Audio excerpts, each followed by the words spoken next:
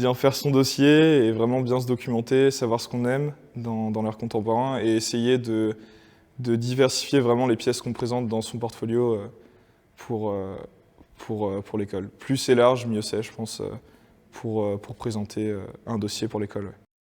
Ouais. Bon courage pour les entretiens. Et il faut rester soi-même. Enfin, je pense que l'école cherche beaucoup des personnalités.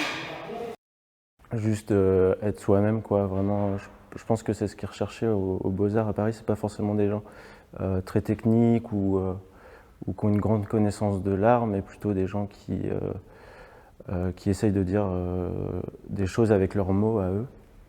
Et donc voilà, d'être spontané, je pense que c'est important. Bosser, on va dire. Je trouve qu'il n'y a pas réellement de code préétabli à avoir pour intégrer l'école, mais ce qu'on cherche, c'est une singularité, quoi, dans le sens où si on a le travail conséquent, qu'on a réussi à alimenter un discours qu'il y a autour et de aussi toucher un maximum de pratiques. Par exemple, si on n'est pas, on va dire, maître dans une discipline, c'est vraiment essayer de jouer toutes ces cartes, de pousser les choses au maximum, de se conforter dans rien, surtout qu'on rentre soit en première année, soit en équivalence. On est surtout là pour essayer, se planter. Les 3/4 de nos productions seront à jeter à la fin de notre cursus.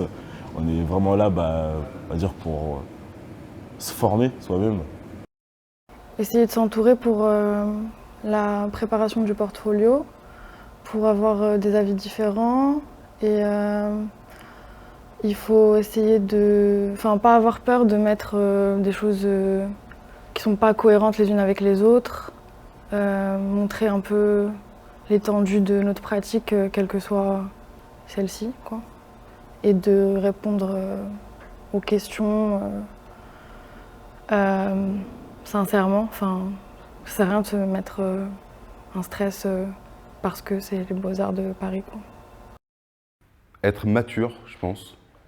Pouvoir se gérer tout seul et être passionné. Mais je pense que la meilleure qualité, c'est d'être persévérant et de ne pas se décourager si on a un échec, que ce soit au concours d'entrée ou que ce soit dans l'école ou dans l'entrée des ateliers. C'est vraiment ne pas trop prendre à cœur quand on n'arrive pas à faire quelque chose et essayer de persévérer et de trouver d'autres solutions. Et je pense qu'être artiste, c'est ça, c'est persévérer le plus possible.